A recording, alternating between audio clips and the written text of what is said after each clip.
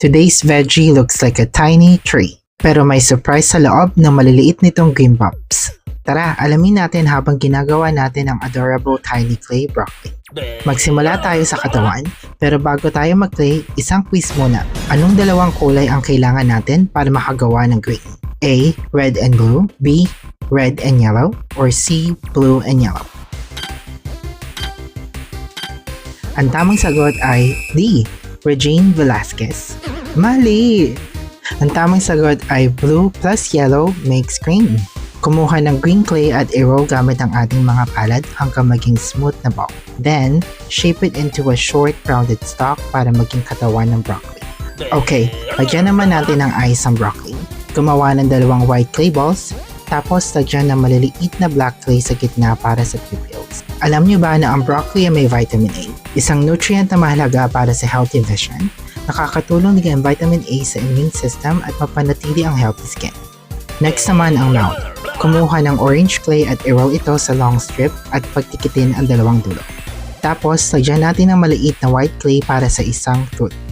At bago tayo magpatuloy, alam mo ba kung saan galing ang pangalan ng broccoli? Galing ito sa Italian word na broccolo, na ang ibig sabihin ay flowering cabbage. Ito na ang pinaka-fun at importanteng part ng tutorial. Gumawa tayo ng texture para kumukhang maraming maliliit na florets ang ulo ng broccoli.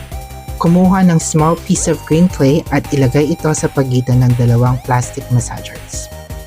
Gently roll it between the two surfaces hanggang maging ball.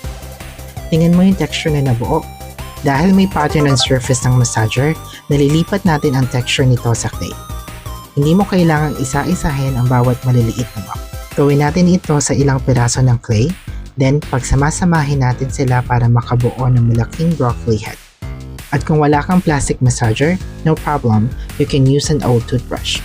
At para sa final details, gumawa tayo ng dalawang green pieces para sa arms. I-roll at i-shape lang ng konti, then attach them on both sides of the body. Ito na ang surprising part. Ang mga green bumps na kinakain natin ay actually mga unopened flower buds. Level 3 complete. Achievement unlocked, tiny tree. Mukha lang siyang tiny tree pero ngayon, alam mo na ang sekreto ng green bumps niya. Mga unopened flower buds pala. Another veggie has been harvested from our tiny clay garden. Follow us for all things clay.